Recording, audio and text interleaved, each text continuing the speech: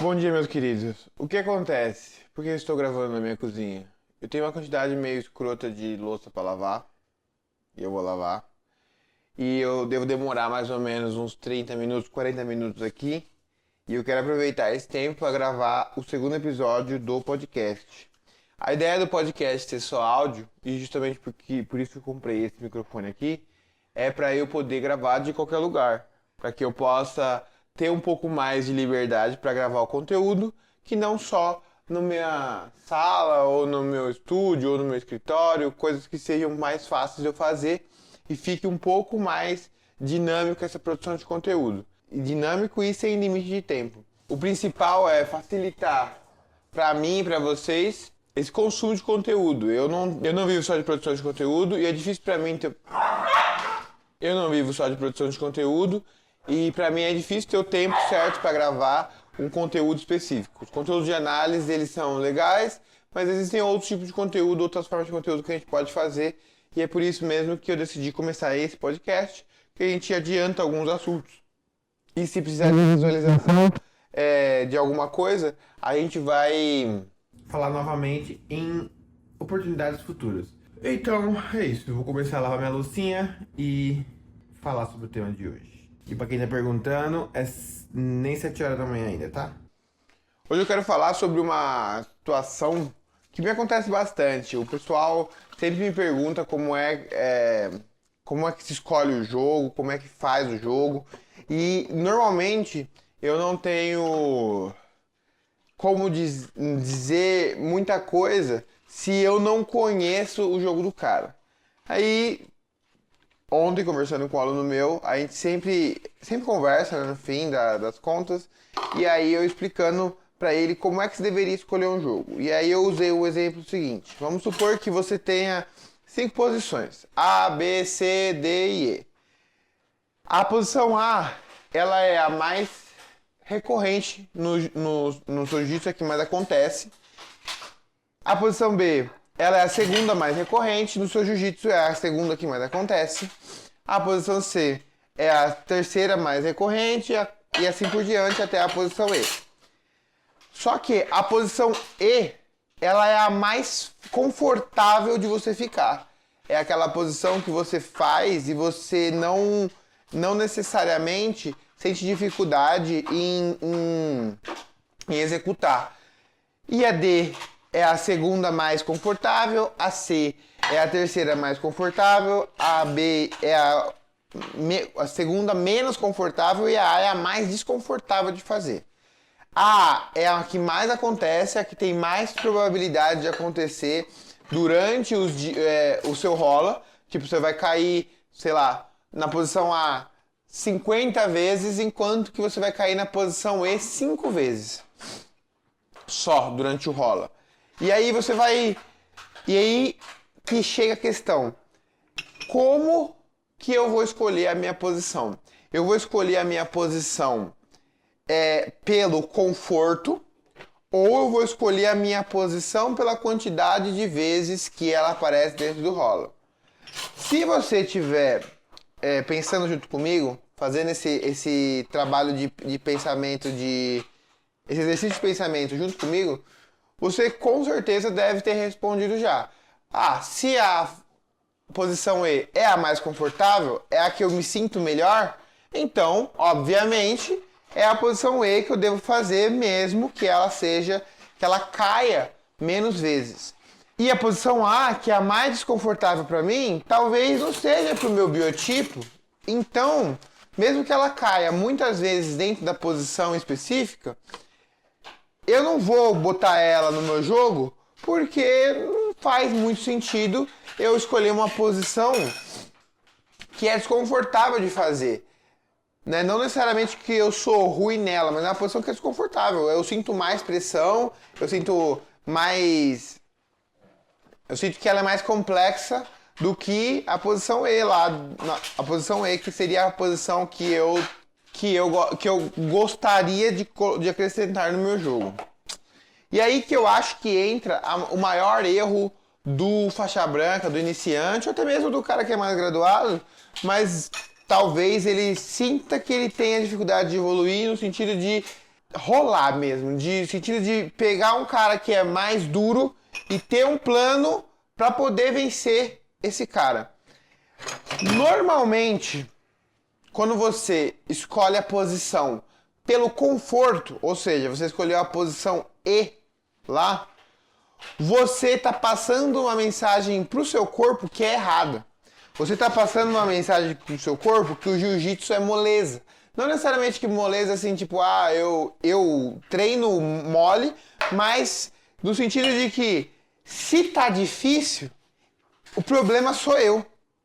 Só que a gente esquece também que o jiu-jitsu, ele não é praticado com igual o futebol, por exemplo, que se você quiser treinar domínio da bola, é só uma bola, é um objeto inanimado. No máximo que você vai precisar é de um parceiro te mandando a bola ali, chutando pra você, tocando pra você, mas a bola é um objeto inanimado. Depois que ela começou a sua trajetória, ela não vai mudar mais. Então você conseguindo prever a trajetória da bola, se você tiver um treinamento adequado, muito provavelmente você vai melhorar o seu domínio da bola com uma ou duas dicas de um cara que realmente manja mesmo de futebol. O jiu-jitsu a gente pratica com outro ser humano. É como se a nossa bola no meio do caminho criasse braço e na hora que você fosse dominar a bola, ela agarrasse no seu pé. Ou ela simplesmente desse um soco na sua canela. É exatamente isso que o jiu-jitsu faz. Você vai dominar o seu adversário e esse domínio que você faz não necessariamente vai ser aceito pelo cara. Se você está conseguindo fazer muito fácil, é provavelmente que o seu adversário é muito mais fraco que você. Você está lutando aí com um cara que não é do seu nível. E ok, né? Não tem problema, mas não é o tipo de adversário que você vai usar para evoluir. Quando você passa essa mensagem de conforto pro seu corpo, você fica buscando um conforto que no jiu-jitsu não existe. Quando você pega um cara que é duro do seu nível, não importa se a posição é A, a B, a C, ou a D ou a E, todas elas vão ser desconfortáveis. Todas as posições que você for fazer lá na faixa preta, quando você estiver na faixa preta no seu nível, se você fizer guarda fechada, vai ser desconfortável. Se você fizer guarda aberta, vai ser desconfortável. Se você passar a guarda de joelho, vai ser desconfortável. Se você passar a guarda em pé, vai ser desconfortável. Nada vai ser confortável. A partir do momento que você se impõe na posição, né, que você coloca na posição e o seu adversário faz a mesma coisa, não tá bom nem pra você nem pra ele. O jiu-jitsu ele passa uma falsa ilusão de que é tranquilo de treinar. Como assim? Porque como você vê um faixa preta rolando com faixa branca, você tem uma sensação de que é assim que é o rolo ideal. O rolo ideal é um faixa preta, o cara foda, o cara que manja, ele com nenhuma dificuldade, ele vai e te bate. É assim que você vê o rola, né? É assim que você observa o seu treino. É assim que você se espelha, na verdade, né, em alguém. Então, quando você se espelha nesse tipo de rola, do faixa preta contra faixa branca, você busca realmente esse conforto e você esquece que o jiu-jitsu é uma luta. Não é igual você sair na porrada, não é o tipo de dano que o corpo recebe ao sair da porrada é diferente, mas é a mesma coisa. Quando você vai fazer um sparring de boxe ou qualquer coisa assim com um cara do seu nível, você não espera que seja fácil. Perdi meu ponto, que eu fui brigar com o cachorro. A gente esquece que o jiu-jitsu, ele é uma luta mesmo, de verdade. Como se você tivesse tentando matar a outra pessoa mesmo. E é exatamente isso que a gente está tentando fazer todo dia. Quando você está tentando fazer um armlock no seu amiguinho de treino, você fala, ah, que engraçado, eu sou o faixa azul de jiu-jitsu, eu sou faixa branca de jiu-jitsu, aprendi o armlock, olha que divertido o armlock. Quando, na verdade, você tá tentando quebrar o braço do cara, velho. Você tá tentando apagar o cara com o mata-leão, e isso é como se você estivesse treinando para uma situação de vida ou morte. E a gente esquece isso. Sabe por que a gente esquece isso? por causa da ilusão da técnica. A gente esquece isso porque a gente está acostumado a fazer as coisas num ambiente que não é tão hostil assim. A gente está acostumado a acordar de manhã, vai para o serviço, faz as suas atividades diárias. O máximo de conflito que você vai ter no seu dia a dia é o trânsito. E muitas vezes é só um xingamento de janela mesmo. Às vezes nem isso tem, se você for um cara mais tranquilo. E aí quando você procura uma atividade para se enaltecer, para se engrandecer, para te dar mais autoestima, para te emagrecer, seja lá qual que seja o seu motivo que você faz jiu-jitsu, quando você procura uma atividade e você entra numa academia de jiu-jitsu moderna hoje, é tudo muito bonito, todo mundo é muito educado, todo mundo ali trabalha, ninguém ali é loucão de competição, é muito difícil de você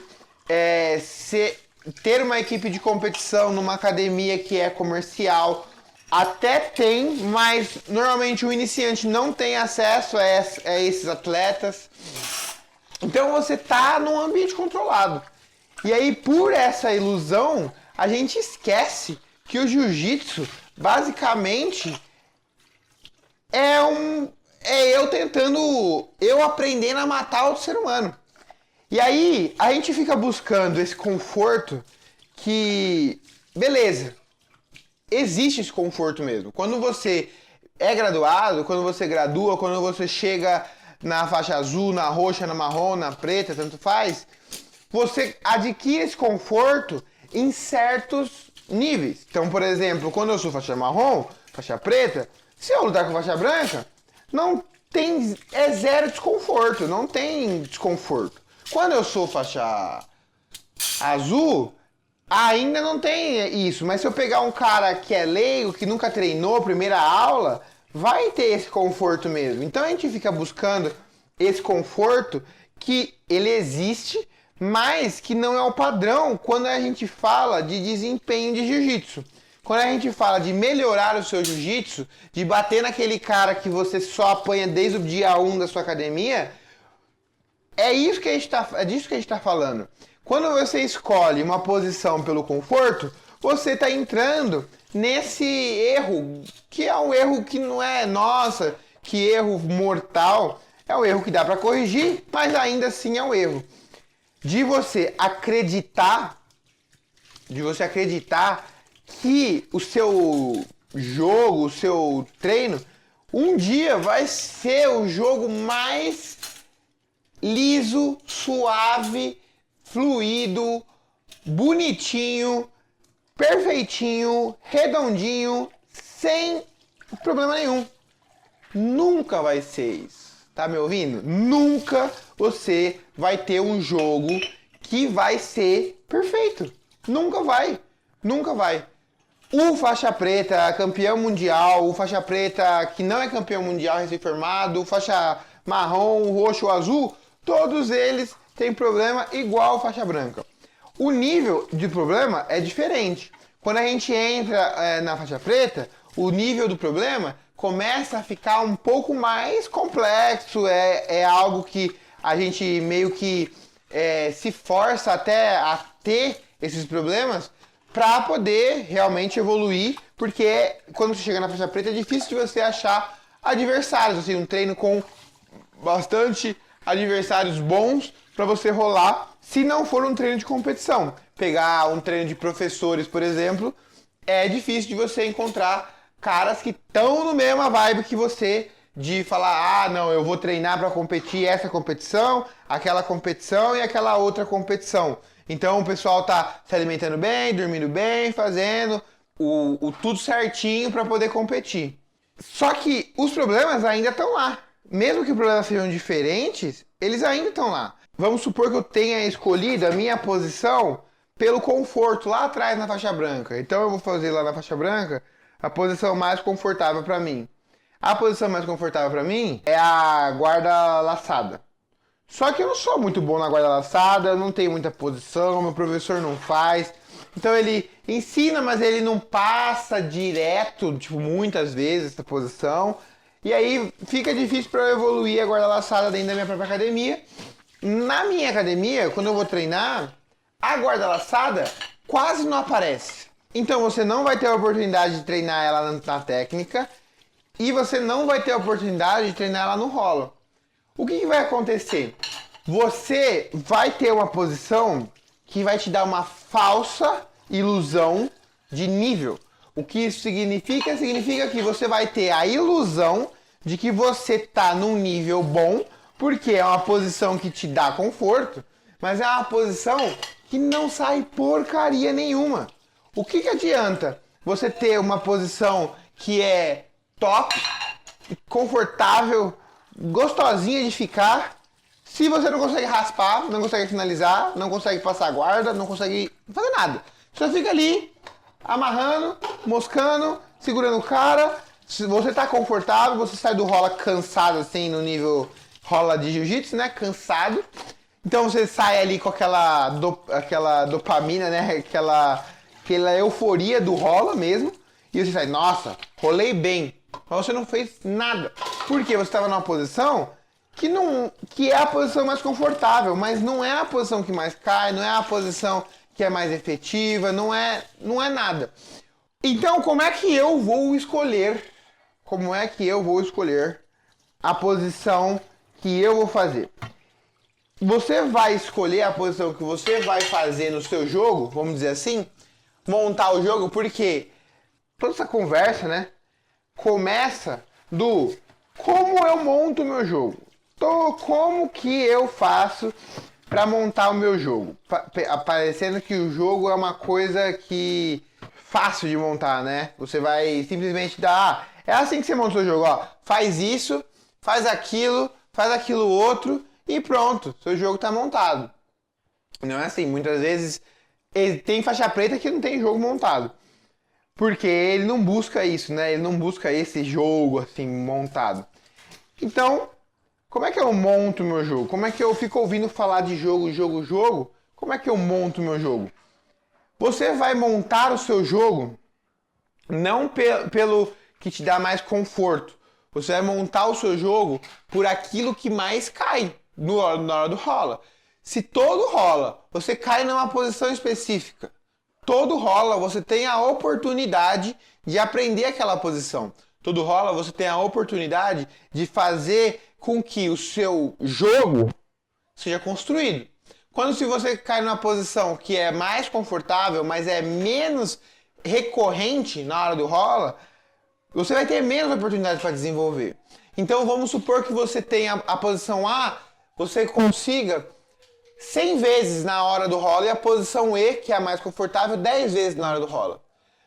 Você tem 10 vezes mais oportunidade de melhorar através da posição A do que melhorar através da posição E. Quando você força essa posição E para você ficar confortável, você vai dar com a cara na parede a partir do momento que a posição E não começar mais a ficar confortável. Porque quando você começa a forçar a posição E para cair 100 vezes na hora do rola, você vai ver que a posição E é uma bosta. Porque ela não cai, você está forçando ela a cair, ela acontece, é bom ter posição dela, mas ela não acontece simplesmente na hora do rola.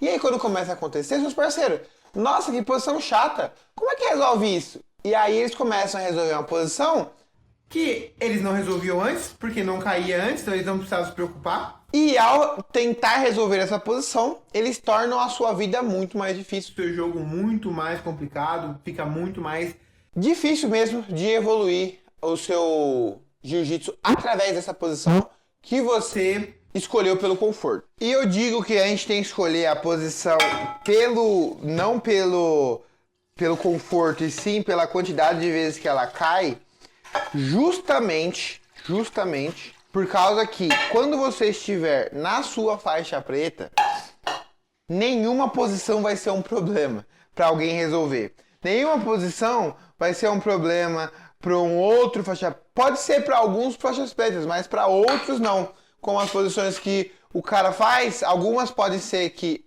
não sejam um problema para você e outras sejam. E o problema fique só em quem é mais treinado, quem tem mais condição de vencer essa luta ou não. A maioria dos problemas na faixa preta, se você faz uma posição que ela não tem tanta efetividade, vai cair, o cara, ele consegue matar a sua posição só na força. Então, às vezes, fala assim, mas eu bato em todo mundo na academia, mas tem um bigornão lá que eu não consigo. Minha posição funciona em todo mundo, menos no bigornão lá, no cara grandão, no fortão, no pesadão. Isso acontece justamente porque quando a sua posição não tem tanta eficácia assim, ela não cai tantas vezes, você não consegue praticar ela o suficiente, ela tem muita falha. E só ter força, só ter peso, só ter uma condição física um pouquinho melhor que a sua, no caso, que está fazendo a posição, já mata a posição. E jiu-jitsu não é sobre isso, né? Jiu-jitsu não é o mais forte vence do mais fraco. Não é assim que é o lema do jiu-jitsu, né? É o mais fraco vencendo o mais forte através de técnica. E técnica precisa ser treinada, praticada, validada, repetida, discutida, revisada. Então, você vai fazer a posição, hoje vai funcionar, amanhã não vai mais. Nossa, mas por que a minha posição não funciona? Por que minha posição ela funcionava 3 meses atrás e agora não funciona? E aí eu te explico uma coisa, eu vou te explicar uma coisa através de outra. Eu gosto muito disso, analogia. O que acontece? Quando a criança está aprendendo a falar, com os primeiros meses de vida, assim que ela começa a falar, ela fala tudo. Ela repete todas as palavras e ela repete certo, ela fala bem, ela tem uma certa... Claro, se você não falar igual um idiota com a criança, né? Que eu falo igual um idiota com criança.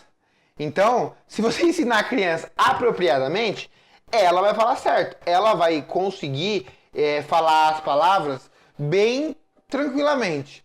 E aí vai passar um tempo, ela vai começar a falar errado. Ela vai começar a ter dificuldade para formar frase, ela vai errar gramática que ela não errava antes, ela vai trocar letra, ela vai ter uma série de dificuldades, né? E o pai, que é atento, fala, pô, a minha filha, meu filho, meu nenê, ele falava bem até pouco tempo atrás e agora não fala mais. Ele deve estar com algum problema. Aí você leva no médico e você descobre que o processo de aprendizagem, ele não é uma linha reta para cima. Quando a criança, nenenzinho, tá aprendendo a falar, ele copia as suas frases, que estão, teoricamente, né?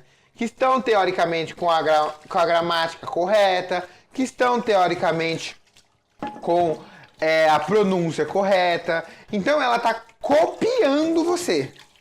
A partir do momento que ela começa a falar mesmo, o processo cognitivo de fala dela acontece só dentro da cabeça dela e não mais copiando o que você está fazendo, essa criança, esse nenê, desaprende a falar. Não é que ele desaprende a falar, é que agora ele está aprendendo a falar. Antes, ele era só um mini papagaiozinho que ficava repetindo tudo o que você falava. A diferença entre o seu filho, esse nenenzinho e o papagaio, era só mesmo a aparência, porque de resto era tudo igual. Isso acontece também no jiu-jitsu, depois que quando a gente entende qual que é o processo de aprendizagem, a gente nota que tem destas. Você fala, mas meu Deus, eu fiz a posição A, B, C, ou D, ou E, tanto faz, qual posição que você escolheu, e ela funcionava, cara, ela funcionava em todo mundo. Ela funcionava em todo mundo e ela tinha, um bom número de entradas, né? Acontecia várias vezes na hora da luta. Então eu tinha várias oportunidades de praticar ela. E agora eu não consigo mais. Eu desaprendi. Eu fazia a minha guarda fechada, a minha meia guarda lá. E agora eu não sei mais fazer meia guarda. Por que isso? Porque quando você estava lá aprendendo a posição, o que você estava fazendo? Você estava copiando a execução do professor. E copiar a execução do professor é ótima, mas a execução do professor é do professor. Quando você passa dessa de copiar a execução do professor e vai para executar a sua posição com os seus detalhes, com as suas nuances, com os seus trabalhos, você perde, vamos dizer assim, o seu nível, né? A sua habilidade. Mas você não tinha habilidade. Você só estava copiando a habilidade de alguém. E aí, no jiu-jitsu, lembre, sempre que você tem um adversário, você faz a posição sem entender uma ou duas vezes, ela funciona. A partir do momento que a pessoa entende o que você está fazendo, ela passa a resistir. E quando ela passa a resistir à sua posição, é aí que entra a resolução de problema. Aí é que entra a parte difícil de você falar. A parte difícil de você falar não é pronunciar uma palavra ou outra. É elaborar frase, é expressar seu pensamento, é dizer como você está se sentindo, é perguntar, é se fazer esclarecido. E você é a mesma coisa. Você está no mesmo processo que a criança está ao aprender a falar. Quando você começa a fazer a posição e ela começa a funcionar demais, desconfie. Desconfie que pode ser que você esteja nessa curvatura de cópia, cópia, cópia. E quando começar a entrar na curvatura de eu tenho que desenvolver os meus detalhes, as minhas nuances, pro meu corpo, pro meu biotipo, você vai tender a se frustrar um pouco. Porque quando você tá tendo um sucesso em alguma coisa, você já parou pra pensar que talvez esse sucesso não seja realmente habilidade sua? Talvez seja, mas talvez não seja.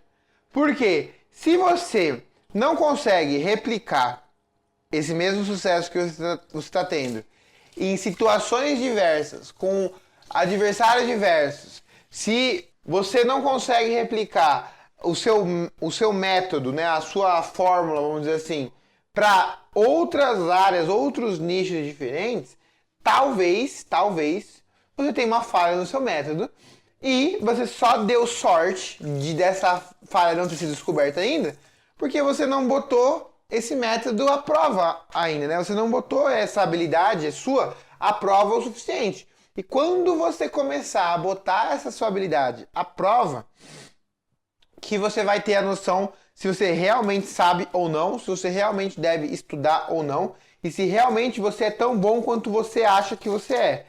Quando você consegue fazer A, B, C ou D, mas para isso acontecer, todas as condições de clima, tempo, umidade, temperatura, pressão tem que estar exatamente do jeito que você quer, talvez você não tenha uma habilidade assim tão boa. Claro que toda habilidade precisa de um pré-requisito. Por exemplo, para o jiu-jitsu funcionar, você precisa estar tocando no adversário, né? Se você não conseguir tocar no adversário, é muito provável que você não você não consiga usar o jiu-jitsu. Mas esse é o pré-requisito, ponto final, tocar no seu adversário. E aí a posição funciona. Então, prestem um pouco de atenção nas posições que estão fazendo. As posições que vocês estão fazendo, elas são realmente suas posições. As posições que vocês estão fazendo, elas são realmente posições que vocês já desenvolveram, ou vocês estão copiando as posições do seu professor, vocês estão copiando a posição do parceiro de treino, vocês estão copiando um professor da internet que vocês estão vendo, e vocês não estão assumindo o processo de aprendizagem para você. Porque se você só copia, na primeira adversidade, você vai perder essa sua posição. A sua habilidade cai por terra e aí a sua confiança também. E, consequentemente, mesmo na pessoa que não está nem fazendo o que precisa para defender, não vai funcionar mais, porque você já vai estar com a confiança abalada naquele método, naquela posição, naquele negócio. Então, não deixem de prestar atenção se a sua posição ela é uma posição sua, uma posição efetiva, se ela cai bastante na hora do rola, se dá para fazer ela na hora do rola, ou se você está escolhendo a posição por um outro motivo que não seja jiu-jitsu, desempenho de jiu-jitsu. Ah, eu escolho a posição porque ela é bonita, porque ela é confortável, porque eu gosto, porque eu vi o fulano fazendo. Nossa senhora, ela é efetiva demais quando o fulano faz. E quando você faz, não é efetiva. Por que será? Será porque você não cai nela? Será porque, para começar, ela nem aparece no seu rola? Então, observar esses pontos talvez sejam a parte mais importante da evolução do seu jiu-jitsu. Se observar, talvez, a auto-observação, talvez seja a parte mais importante da evolução do seu jiu-jitsu, porque o jiu-jitsu ele é complexo. Mas ele não é tão complexo que não possa ser explicado em palavras, vamos dizer assim. Se você não está conseguindo explicar o seu jiu-jitsu, explicar a sua dificuldade, mudar o seu tipo de estilo de jogo, estilo de luta, é porque você não está fazendo da maneira correta. E a maneira correta qual que é? É a maneira que você pensou, que você desenvolveu, que você observou, que você ajustou, que você revisou. E não a posição que está revisada, testada, aprovada, todos os selos do Inmetro, mas não tem nenhum selo seu. Se tem todos os selos do seu professor, funciona para o seu professor. Se tem todos os selos do seu parceiro de treino, tem o parceiro de treino. Mas tem que ter pelo menos um selinho seu ali naquela posição, aprovando ou reprovando aquela posição, para que seja de uma forma realmente efetiva, vamos dizer assim, né? Para que a posição realmente valha para você, para o seu jogo, para que ela tenha valor. Ah, o armlock tem valor? Tem, para quem usa. Para quem não usa, tem valor nenhum. Que valor que tem o armlock pro cara que nunca treinou jiu-jitsu? Zero, não tem valor nenhum.